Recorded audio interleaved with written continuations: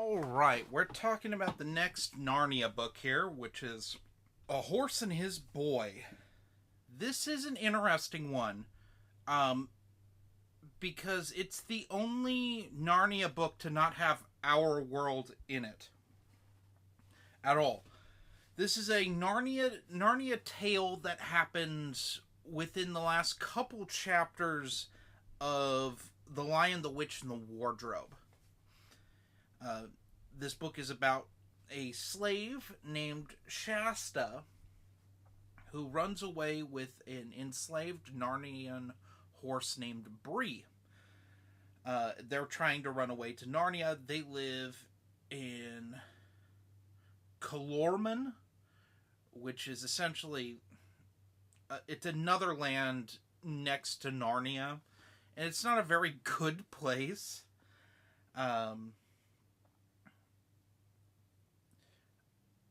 Anyway, they end up running into a noble girl named Ishviv and her horse, Hwin, who's also a Narnian horse that had been kidnapped when it was a youth. So the four of them are trying to run away to Narnia, and they end up uncovering a plot to invade Archenland, which is Narnia's sister country, and in turn invade Narnia by the Calormen, because this prince wants Queen Susan, and he's not going to take no for an answer. And that's really what... And our four companions have to stop it, essentially. Also, there is another boy that looks remarkably similar, almost exactly the same as Shasta, named Cor, or Corin. I can't remember which. And there's more. There's a little more to that, but the kid's a prince, and Shasta and him have to switch places.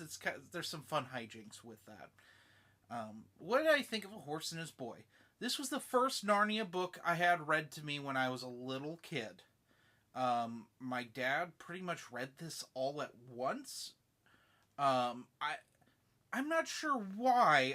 I have an assumption my mother... Because this was when my sister was born. My mother was in the hospital still, and I had trouble sleeping while she wasn't there, and so I think my dad read all this in one sitting. Because I remember distinctly this one, then The Lion, the Witch, and the Wardrobe, and some of Prince Caspian, while my mom was still in the hospital with my newborn sister at the time. But I like A Horse and His Boy. It's a unique story that it seems like C.S. Lewis was writing in conjunction with Silverchair. In fact, it's actually referenced in Silverchair, which is kind of neat. I like that it all takes place in the Narnia universe and not in ours. It's a nice, refreshing take. I like it's kind of an in-between book, because what are we going to do after Silverchair? Well, you'll find out with the last battle.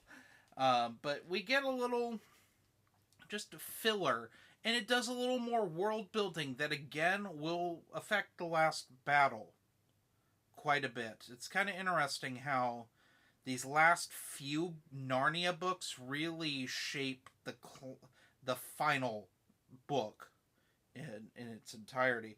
In fact, even going back to Prince Caspian, it does too. It was fun reading all these back to back to back, like just continuously going through all of them, because they're so short, and it's just fun. It's fun to get through these. But anyway, what would I rank A Horse and His Boy? Probably give it a 4.8 out of 5. It's worth your time to check out. It's a nice standalone. You could read this without knowing anything about Narnia, and still, this would be a solid fantasy story. So, anyway, have a nice day.